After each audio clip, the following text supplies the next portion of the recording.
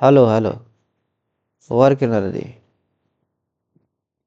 Chapter 4 class 9th work and energy chapter, जो कि physics का हम लोग के लिए लास्ट है क्योंकि साउंड हम लोग पहले पढ़ चुके हैं। ठीक है, तो अब जो है हम लोग का ये लास्ट चैप्टर है वर्क एंड एनर्जी, और फिजिक्स हो जाएगा समाप्त। स्टार्ट करते हैं फिर। कुछ नॉलेज देखते हैं। तो सबसे पहले भैया कि we have already studied force and motion in the previous chapter. Clear है? तो प्रीवियस चैप्टर में हम लोगों ने फोर्स चैप्टर को और मोशन चैप्टर को क्या कर सकता है, क्या करके आए हैं, खत्म करके आए हुए हैं। तो अब जो हम लोग स्टडी करने वाले हैं वो फोर्स से रिलेटेड ही एक भाई है, उसका ही स्टडी करने वाले हैं। क्या करने वाले हैं? फोर्स से रिलेटेड ही एक भाई है जिसका नाम है वर्क, उसको क्या करने वाले हैं, स्टडी करने वाले हैं। समझे? क्या करने वाले हैं? स्टडी करने वाले हैं फोर्स रिलेटेड भाई को। सर जी वो क्या है? तो वो है कि a force makes a body move. ये तो किसी को भी पता भैया। जैसे अभी हम इसको फोर्स लगा के इसको यहाँ से यहाँ ला दिए, और हम क्या कर रहे हैं, तो एक फोर्स जो है लगाने पर जो बॉडी है वो क्या करता है, मूव करता है। बस वही तुम्हारा क्या हो गया, वही तुम्हारा वर्क का काम हो गया। वही तुम्हारा किसका काम हो गया? यानी जो जिस बॉडी को तुमने फोर्स लगा के मूव किया है, that is called work is said to be done. वहीं पे तुम्हारा वर्क क्या हो गया, डन हो गया, यानी वर्क लग गया। समझ में आ रहा है क्या कह रहा है? क्लियर है? सबको दिख रहा है ना सही से? यानी कि फॉर डूइंग वर्क, अब एक चीज ध्यान समझो, तुमने फोर्स लगाया, काम हो गया। अब जब तुम काम करोगे तो एनर्जी की भी जरूरत पड़ेगा। समझ में आ रहा है क्या कह रहा है? नहीं आया समझ में? आया तो जाओ जल्दी। है आया गया था नहीं? तीसरी समझ में आया? तो यानी कि फॉर डूइंग वर्क, वर्क करने के लिए भैया हमको किसकी जरूरत पड़ता है, एनर्जी की जरूरत पड़ती है। क्लियर है? और जरा पहला पॉइंट, फर्स्ट पॉइंट ये कहता है कि when work is done by human beings, अगर कोई ह्यूमन बींग्स के द्वारा अगर वर्क को डन किया जाता है, या कोई एनिमल्स के द्वारा वर्क को डन किया जाता है, जैसे मान लो घोड़ा ही है। कौन है? कौन घोड़ा? कहीं दिख ही नहीं रहा घोड़ा, ये देखो इधर नीचे है ये। समझ में आ रहा है क्या कह रहे हैं? तो इस घोड़े का बात कर रहे हैं। तो मान लो कि घोड़ा है, घोड़े को भैया एनर्जी की जरूरत पड़ेगा। इज सप्लाइड बाई फूड, वो किससे अपनी एनर्जी लेगा, फूड से लेगा एनर्जी। कैसे करके? उसको खाना खा के, उस चीज को खा करके। तो उस घोड़े ने, चाहे वो व्यक्ति जो है जो काम कर रहा है, वर्क को डन कर रहा है, उसको एनर्जी चाहिए, और वो एनर्जी कहाँ से लेता है, भोजन से लेता है। हाँ, उसी तरीके से जो मशीन है, मशीन उनको भी काम करने के लिए एनर्जी की जरूरत होता है, और वो अपना एनर्जी कहाँ सप्लाइड करते हैं, फ्यूल से करते हैं भैया। फ्यूल मतलब जैसे पेट्रोल हो गया, डीजल हो गया, और भी जो बहुत सारे कारण बढ़ सकते हैं। ठीक है, इलेक्ट्रिसिटी के द्वारा। ठीक है, जैसे समझ में आया कि नहीं आया? यानी एक चीज अब यहाँ से हमको एक चीज समझ में आया वर्क का फॉर्म, अगर हमसे पूछेगा डेफिनेशन, या फिर इतना चीज समझ में आया कि जब भी वर्क डन होगा, तो जितना भी वर्क डन होगा वो बराबर होगा हमारे किसके, अमाउंट ऑफ एनर्जी के। यानी भैया तुम्हारे पास जितना क्षमता है, तुम्हारा जितना एनर्जी है, उतना ही तुम काम कर पाओगे, उससे ज्यादा तुम कर ही नहीं पाओगे। यानी व्हेन वर्क इज डन, अगर कोई काम डन हुआ है, दैट इज कॉल्ड, इसका मतलब ये है कि an equal amount of energy is used up, यानी उतना ही अमाउंट ऑफ एनर्जी यूज हुआ है जितना तुमने काम किया है। आ रहा समझ में? अब भले ही तुम बाद में दिखाओगे, दिखावा करोगे भैया बहुत थक गया, बहुत काम कर लिया, आ रहा समझ में? क्योंकि अब नहीं दिखाएंगे तो फिर लोग बोलेंगे क्या करना है काम। आ रहा समझ में? लेकिन अगर वहाँ कोई साइंस पढ़ा रहेगा ना, वैसे कान पकड़ेगा, खट खट खट, हाँ कोई पढ़ाता है, इतना सा काम किया ही है, इतना ही तुम्हारा एनर्जी हुआ होगा यूज। हाँ, अभी बस के लिए यहाँ से प्लेट ला के यहाँ रखे हो, हाँ तो इतना ही एनर्जी यूज हुआ होगा। ऐसा थोड़े भैया लग रहा है कि पूरा बड़ा पत्थर उठा के लाया है 10 किलोमीटर से। कैसे दिखा रहे हो भैया, अब तो डाउन है, अब नहीं हो पाएंगे। आ रहा समझ में भैया, जितना तुम्हारे पास एनर्जी था उतना ही तुम काम कर पाओगे, या फिर जितना तुमने काम किया है उतना ही एनर्जी यूज हुआ होगा। सिंपल सी बात है। ये समझ में आया। अब इस चैप्टर में हम लोग स्टडी करने वाले हैं क्या, वर्क के बारे में, एनर्जी के बारे में, पावर के बारे में। सबसे पहले हम डिस्कस करेंगे क्या, सबसे पहले वर्क को डिस्कस करेंगे। समझ में आया। देख रहे हो नोट्स, ऐसे ही 10th में होने वाला है चीजें, कहानी। मजा आया देख करके। बस इसी को तुमको प्रिंट करवा लेना है। को क्या करवा लेना है, प्रिंट। उसके बाद जय जवान जय किसान। समझ में आ रहा है क्या कह रहे हैं। अब बस उसी लेकर बैठ जाना है, टिक टिक टिक। अच्छा एक्स्ट्रा चीज है, समझ आ रहा है। आगे बढ़ते हैं, तो स्टार्ट करते हैं सबसे पहले वर्क को, फिर एनर्जी पढ़ेंगे, फिर पावर पढ़ेंगे। स्टार्ट करते हैं वर्क। क्या होता है वर्क। हाँ, कितना बढ़िया पिक्चर है सर, वाह बढ़िया, मजा आ गया सर, वाह वाह वाह। ऐसा नोट्स जो है दिल खुश हो गया, कलरफुल नोट्स। तो वर्क क्या होता है, सबसे पहले वर्क भैया, वर्क कहीं वही तो नहीं जो हम घर पे काम करते हैं, कि फिजिक्स में कुछ अलग डेफिनेशन होता है। जी यस, एक तो होता है भैया फिजिकली, और एक मेंटली एक्टिविटी होता है वर्क। हाँ, एक तो फिजिकली भी करते हैं और एक मेंटली भी प्रेशर होता है, मेंटली काम भी होता है। आ रहा समझ, जैसे स्टूडेंट्स मेंटली भी करते हैं और फिजिकली भी करते हैं काम को। बट जो तुम फिजिकली और मेंटली कह रहे हो ये वर्क अलग है, और जो फिजिक्स में वर्क है वो भैया उसका मीनिंग अलग है। समझ में आ रहा है क्या कह रहे हैं। फिजिक्स वाला वर्क का मतलब है कि work is done when a force produce motion, यानी जब एक फोर्स प्रोड्यूस करेगा मोशन, तभी हम क्या बोलेंगे कि भैया वहां पर एक वर्क क्या हुआ है, डन हुआ है। समझ में आ रहा है, वहां पे एक वर्क डन। ये नहीं कि भैया फोर्स लगाए हैं मोशन हो ही नहीं रहा है। समझ में आ रहा है क्या कह रहे हैं, फोर्स तो लगाए लेकिन मोशन हो ही नहीं रहा है। तो अगर मोशन नहीं हो रहा है ना, तो वहां वर्क डन नहीं हुआ है, वहां वर्क डन नहीं हुआ है। इस चीज का ध्यान रखेंगे। जैसे कुली, कुली जब अपना वो रखता है, अपने सर पे बक्सा रखता है, तो भैया वो वर्क नहीं कर रहा है। क्यों, क्योंकि भैया फोर्स तो लगा रहा है लेकिन मोशन है क्या उस बक्से का, वो तो अपने उसके सर पे है। आ रहा समझ में? क्या कह रहे हैं, क्लियर है। और 90 डिग्री का भी जब एंगल पढ़ेंगे, वहाँ पे एंगल्स का जो है जिक्र होगा तो वहाँ समझेंगे, तो वहाँ वर्क जीरो हो जाता है।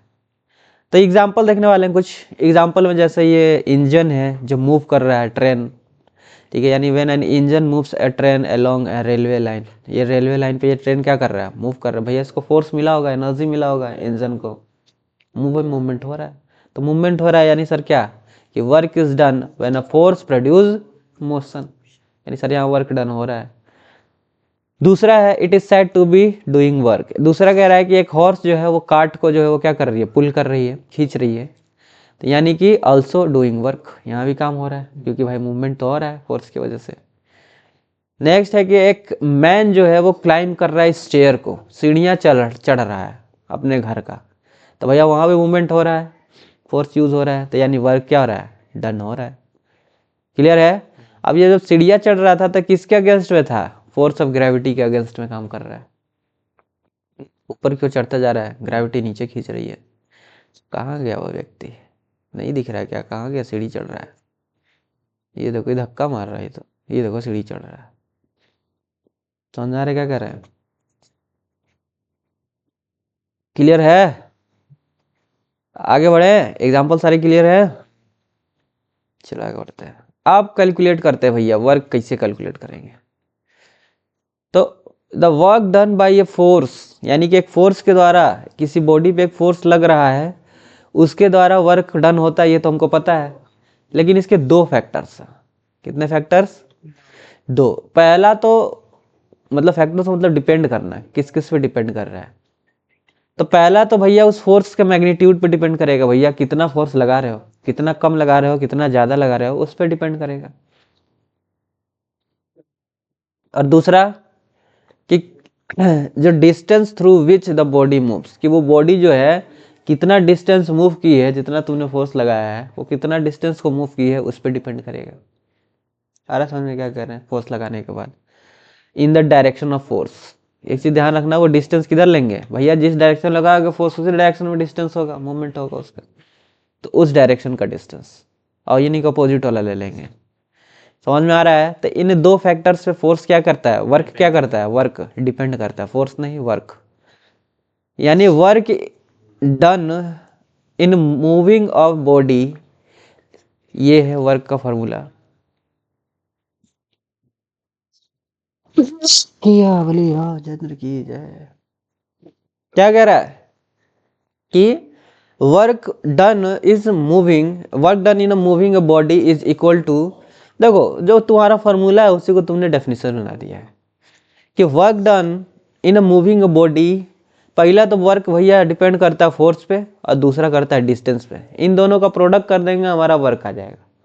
यानी कि work done in a moving a body is equal to product of force exerted on a body, यानी बॉडी के ऊपर जो फोर्स लग रहा है, एक्सर्ट कर रहे हैं, आ रहा समझ में, and distance moving by a body, और वो बॉडी जितना डिस्टेंस मूव कर रहा है किस डायरेक्शन में, डायरेक्शन ऑफ फोर्स, फोर्स के डायरेक्शन में, उसी को हम क्या कहते हैं, this is called work is done, work is done.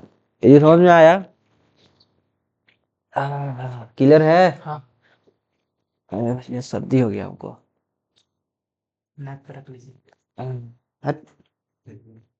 समझ में आ रहा है क्या कह रहे हैं?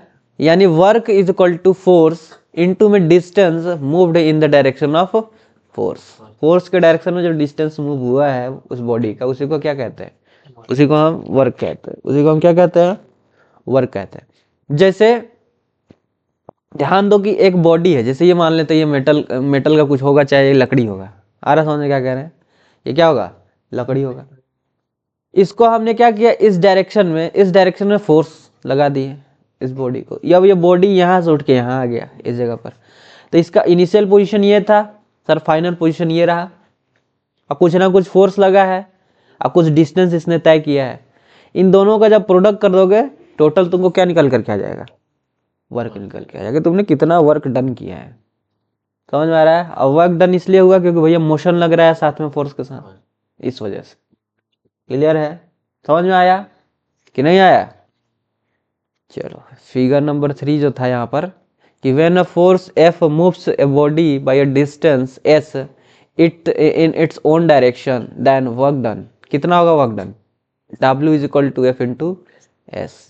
यानी अगर एक बॉडी है, ठीक है, S डिस्टेंस तय करती है F के फोर्स के साथ, उस बॉडी पे F फोर्स लग रहा है, तो उसका वर्क होगा कितना, तो वर्क होगा F इंटू एस। यहाँ तक हमको डाउट है?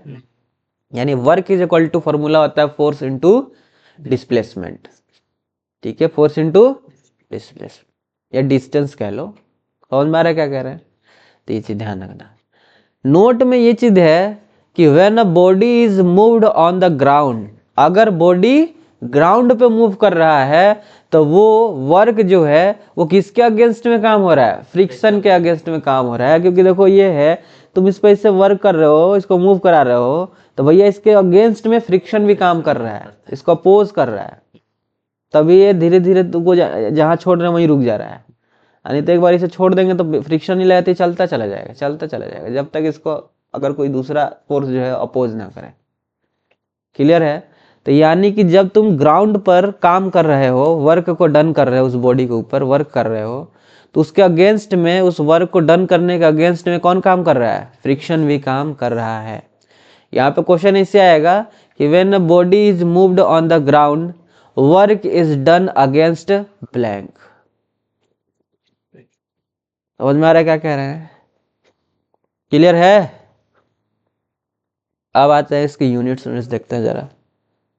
तो कुछ बुक्स में जो है वो उस डिस्टेंस के जगह पे डिस्प्लेसमेंट भी लिख देता है।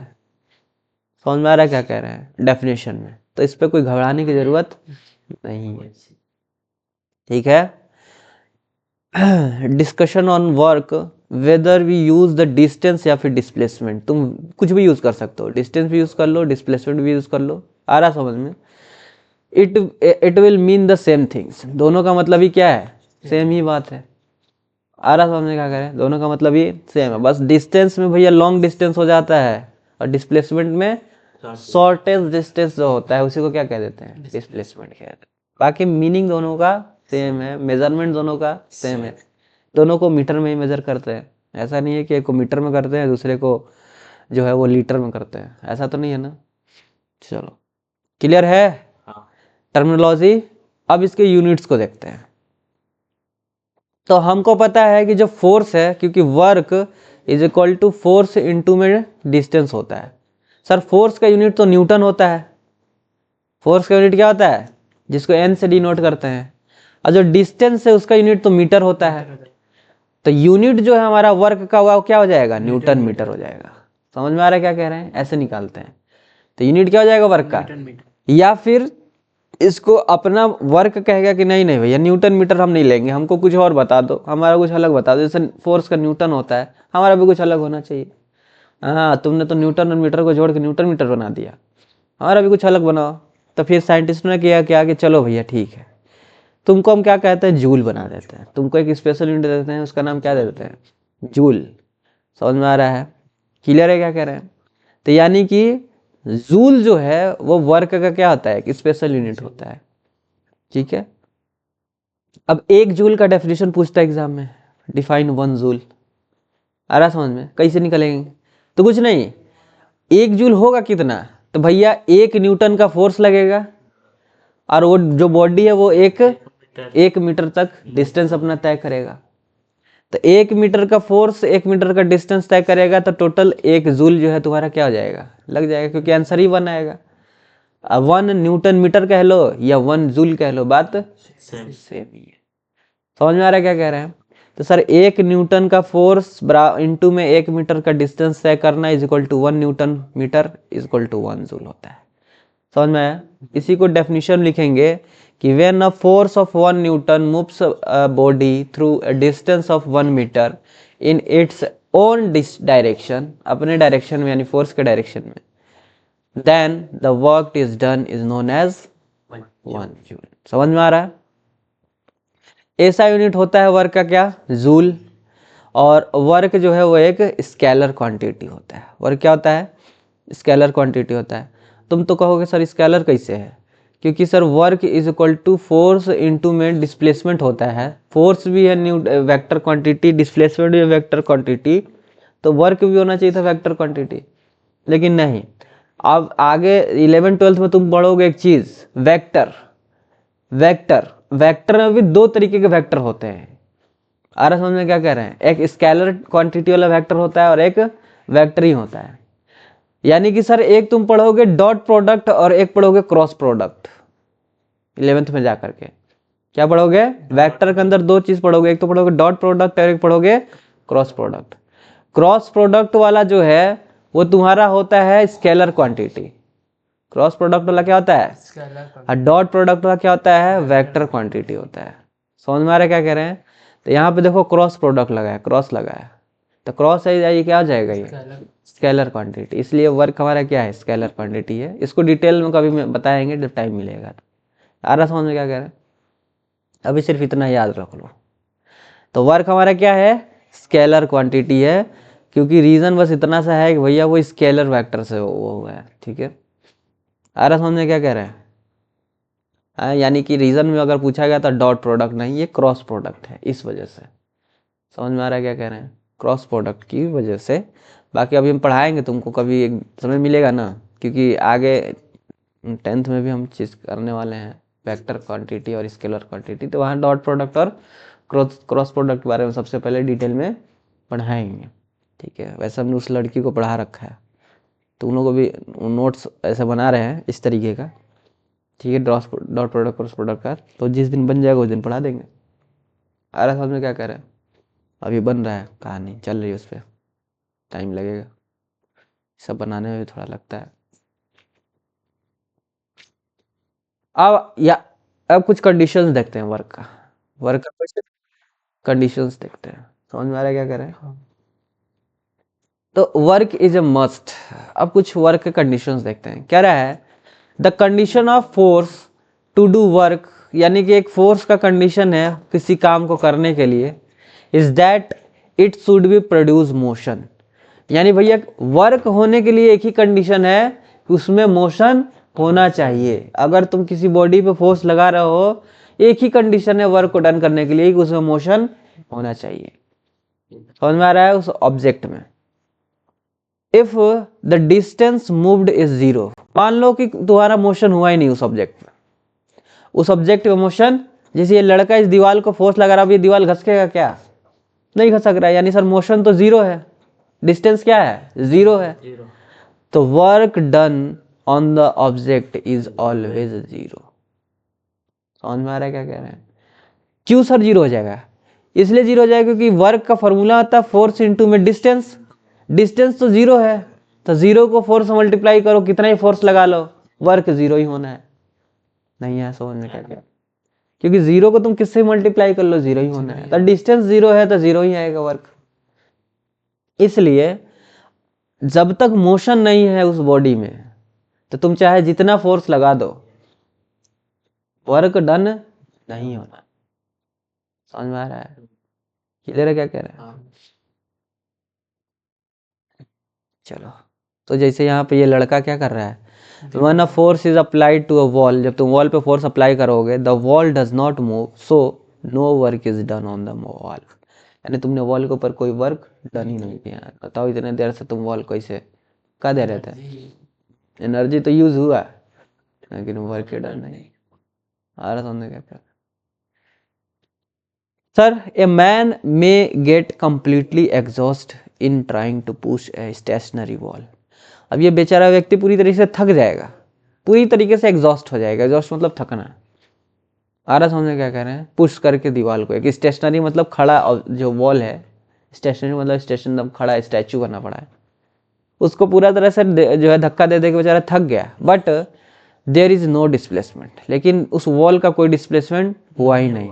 तो हम बोलेंगे कि वो जो मैन है, वो जो व्यक्ति है, वो कोई वर्क डन किया ही नहीं है उस वॉल के ऊपर, कोई काम किया ही नहीं है। तो हम उसको पैसे नहीं देंगे। जाओ, तुमने कोई काम किया ही नहीं। हम तुमको बोले थे कि ये दीवार तोड़ देना, तुम यार दीवार तोड़े नहीं हो। हाँ, कब ऐसा ऐसे ऐसे कर रहे थे, बैठ के हम देख रहे थे, लेकिन टूटा ही नहीं। तो कोई तुम काम किए नहीं, तो पैसा किस काम का है? हाँ, भागो यहाँ से। हाँ, आओ तुमको दिखाते हैं फिजिक्स में कोई तुमने काम किया ही नहीं। तुम्हारा ये रहा 40 न्यूटन का फोर्स पूरे दिन में, लेकिन दीवार एक भी नहीं खसका, यानी जीरो। ये देखो फोर्स आ रहा है जीरो, मतलब वर्क आ रहा है जीरो। क्या काम किया हो? हाँ, भागो यहाँ से। समझ में आ रहा है? तो इस तरीके से अपना तुम मजदूर का पैसा बचा सकते हो। इस तरीके से तुम क्या कर सकते हो? पैसा बचाते हैं। मजदूरों से अपना पैसा बचा सकते हो। क्योंकि अमीर लोग तो भैया तुमको कूट डालेंगे अपना पैसा लेने के लिए, लेकिन गरीब बेचारा शांत रह जाएगा। क्या कर सकता है? यार समझे क्या कह रहे हैं? क्या कह रहा है क्वेश्चन कि why does he feel tired then. तो भैया कोई काम किया ही नहीं तो भैया थक कैसे गया? Why does he feel tired then, तो यानी फिर भैया वो ऐसा थक क्यों रहा है? तो when the man pushes the wall, जब मैन वॉल को पुश कर रहा था, उसका मसल्स जो है वो स्ट्रेच हो रहा था। उसका मसल्स क्या हो रहा था? स्ट्रेच हो रहा था। और जो ब्लड है वो डिस्प्लेस कर रहा था, ब्लड का मूवमेंट फास्ट हो रहा था, डिस्प्लेस हो रहा था। मसल स्ट्रेच कर रहा था, ब्लड का मूवमेंट हो रहा था। समझ आ रहा है? These change consume energy. अब ये जो चेंज है वो एनर्जी कंज्यूम कर रहा है भैया। This is internal work done. ये तुम्हारे बॉडी के अंदर इंटरनल वर्क हो रहा है। क्यों? क्योंकि ब्लड का मूवमेंट तो हो रहा है ना, मसल्स स्ट्रेच हो रहा है, तो यानी अंदर तो वर्क डन हो रहा है ना। भले बाहर उस वॉल पे नहीं हो रहा है कुछ हरकत, लेकिन तुम्हारे बॉडी के अंदर मूवमेंट हो रहा है, वर्क डन हो रहा है। तो जब तुम्हारा बॉडी के अंदर वर्क हो रहा है, तो तुम्हारा बॉडी क्या कर जाएगा? थक जाएगा। क्योंकि तुम्हारे बॉडी के अंदर तो वर्क, इंटरनली वर्क हो रहा है ना, इंटरनली तो काम चल रहा है भैया। स्ट्रेचेस मसल्स हो रहे हैं, अब ब्लड फ्लो कर रहा है, मूवमेंट कर रहा है, डिस्प्लेस हो रहा है।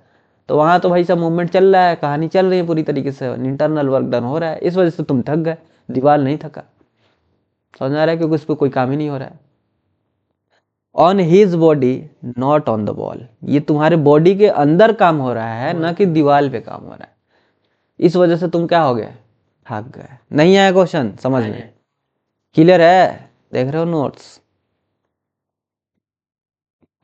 चलो, a man standing still at A bus stop, एक मैन जो है वो बस स्टॉप पे खड़ा है भैया, with heavy suitcase on his hand, अपने हैंड में एक हैवी सूटकेस इसे पकड़ करके, आ रहा समझ में? खड़ा है एकदम। मे गेट टायर्ड, लेकिन वो बहुत जल्दी थक जाएगा भैया, क्योंकि भैया इसे कब तक लेके खड़ा रहेगा, यूं यूं कब तक लेके खड़ा रहेगा। But he does no work in his situation, लेकिन इस सिचुएशन में भैया वो कोई काम कर ही नहीं रहा है, क्योंकि उसके हाथ में वो सूटकेस है ना। फोर्स तो लग रहा है, फोर्स तो लगा रहा है, लेकिन वो सूटकेस का मूवमेंट हो रहा है क्या? अभी भी उसके हाथ में है, तो कोई काम हुआ ही नहीं रहा है, लेकिन थक रहा है। क्यों? क्योंकि उसके इंटरनल बॉडी के अंदर जो है ब्लड का सर्कुलेशन हो रहा है उस जगह पर, फोर्स की वजह से, क्योंकि मसल स्ट्रेच हो रहा है। तो इंटरनल जब उसके अंदर वर्क डन हो रहा है, इसलिए उसका बॉडी क्या हो गया, थक जा रहा है। लेकिन वर्क तो उस सूटकेस के ऊपर कुछ हो ही नहीं रहा है ना, वो तो जीरो है, वो तो क्या है, जीरो है। तो ये समझ में आ रहा है क्या कह रहे हैं? क्लियर है? तो दिस इज बिकॉज, ऐसा इसलिए हो रहा है क्योंकि suitcase held by the man, जो मैन ने उस सूटकेस को पकड़ा हुआ है, हेल्ड किया है, do not move at all, यानी वो मूव थोड़ी ना कर रहा है, वो तो भैया उसी हाथ में है, उसी के हाथ में चिपका हुआ है वो सूटकेस, मूव कहाँ कर रहा है? वो तो एक हिसाब से देखे तो अपना स्टील है, एक जगह पर भैया सूटकेस है, खड़ा है हाथ के अंदर, आ रहा है समझ में? हाँ, वर्क डन तब होता है जब वो हाथ से छूट जाता है। तो अब उसके पास क्या हो गया, अब उसको ग्रेविटी फोर्स कर रही है, नीचे खींच रही है, और उसका मूवमेंट भी हो रहा है, तो वहां वर्क डन हो गया। अब फिर उसके बाद मौसा मौसी से जो चपाट मिलेगा उसका अलग बात है। हाँ, मेरा नया सूटकेस था, हाँ, गिरा के तोड़ दिया। आज हमने क्या कह रहे हैं, घर पे आने के बाद फिर जो चपाट मिलेगा अलग, वो अलग बात। आ रहा समझ में क्या कह रहे हैं? क्लियर है? 10 बार बोले हैं ना, पर्चा खोलने वाले हैं, पर्चा खोल देते हैं। क्लियर है? बाबा का नाम है समझ में आ रहा है? आगे आते हैं, वर्क डन अगेंस्ट ग्रेविटी के बारे में समझते हैं। भैया वर्क जो है वो डन हो रहा है किसके? जैसे ये व्यक्ति क्या कर रहा है, चढ़ रहा है, तो चढ़ रहा है भैया, तो इसका जो इसका जो मास होगा, आ रहा समझ में, और इसी मास के अकॉर्डिंग नीचे की ग्रेविटी भी लग रहा होगा। तो m इंटू जी जो है वो इसका टोटल मास होगा, मास इंटू जी, मैंने टोटल इसका मास नहीं, इसको वेट बोलेंगे। अब ये मास नहीं है, अब इसका ये क्या है, वेट है। इसका वेट कितना है इस व्यक्ति का, m इंटू जी, यानी इसका जो मास होगा, और अर्थ पे है तो भैया ग्रेविटी भी इसके ऊपर एक्ट कर रही होगी। ये चीज हम लोग पढ़ चुके हैं ग्रेविटेशन चैप्टर में, कि मास और वेट अलग अलग चीज होता है। हाँ, तो इसका वेट कितना होगा इस व्यक्ति का, m इंटू जी होगा। और अभी देखो धीरे धीरे हाइट पे चढ़ रहा है, धीरे धीरे किस पे चढ़ रहा है, यानी कुछ ना कुछ इसका हाइट बढ़ता जा रहा है। तो अब जो इसका वर्क का फॉर्मूला बनेगा वो बनेगा work is equal to m into G into में h, क्योंकि ये m इंटू जी क्या है, m इंटू जी एक तरीके का फोर्स ही है, एक तरीके का क्या है, फोर्स, क्योंकि force is equal to mass into में एक्सेलरेशन होता है। लेकिन ग्रेविटी के कंसेप्ट में ये जी हो जाता है, स्मॉल जी हो जाता है, यानी एक्सेलरेशन ड्यू टू ग्रेविटी हो जाता है, स्मॉल जी। आ रहा समझ में क्या करें? तो यानी कि force is equal to M G हो जाता है। अभी भी वही चल रहा है, एफ इंटू में एस ही चल रहा है कहानी, बस एस के जगह पे हाइट आ गया, क्योंकि कुछ हाइट चल रहा है, अब हाइट के डिस्टेंस में वो अपना रास्ता तय कर रहा है। और इस एफ के जगह पे एम जी आ गया, क्योंकि F is equal to M G होता है। तभी भी वर्क का वही फॉर्मूला लग रहा है, बस देखने में थोड़ा सा बड़ा लग रहा है कि M into G into H हो गया है, वही से निकल के आया है। समझ में आ रहा है क्या कह रहे हैं? तो यानी कि ये भी एक फॉर्मूला होता है वर्क का, कि m इंटू में जी इंटू में h, यानी when a body is lifted vertically upward, अगर एक बॉडी जो है वो वर्टिकली अपवर्ड लिफ्टेड है, लटका हुआ है वर्टिकली अपवर्ड, ऊपर की ओर,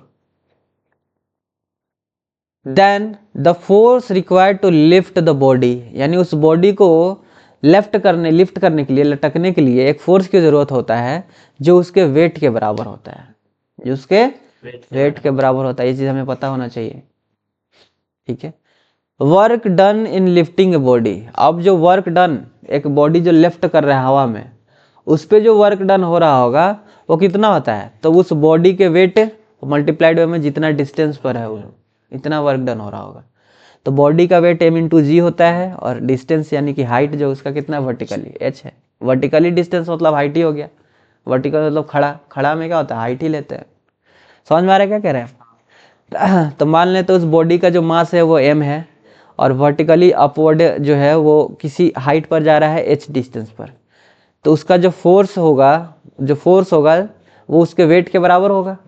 वेट होगा सर उसका mg, तो F is equal to mg हो जाएगा। तो F के जगह पे mg रख देंगे, और वर्टिकली जो डिस्टेंस है वो h है, तो h से मल्टीप्लाई कर देंगे, वर्क आ जाएगा। समझ में आ रहा है क्या कह रहे हैं? क्लियर है? मजा आया फोर्स पढ़ के चैप्टर ऐसे नोट्स थे? तो यहाँ पर सर ये क्या कह रहा है कि ए मैन क्लाइंबिंग मतलब चढ़ना, the stair is doing work against gravity. ये किसके अगेंस्ट में काम कर रहा है? ग्रेविटी के अगेंस्ट में काम कर रहा है। सो यहाँ पर W is equal to work done होता है, M is equal to mass of the gravity होता है, G जो है वो एक्सेलरेशन ड्यू टू ग्रेविटी होता है, और H जो है वो हाइट है through which the body is lifted. जितने हाइट वो बॉडी लिफ्ट कर रही है उतना वो उसका हाइट है। कोई डाउट है? कुछ चलो न्यूमेरिकल करते हैं। पहला क्वेश्चन क्या कह रहा है? How much work is done, कितना वर्क जो है वो डन होगा। एक काम करो, तुम ही लोग करो जरा पहले क्वेश्चन को, ये दोनों क्वेश्चन फटाक से करो, जल्दी जल्दी करो, और इसके बाद हम लोग करेंगे कल। मल्टीप्लाई कर देना। क्लियर है? इसका बताओ फटाक से। इसका 20 केजी है और 6 मीटर है हाइट। 20 केजी है, काट देंगे। 200 केजी है।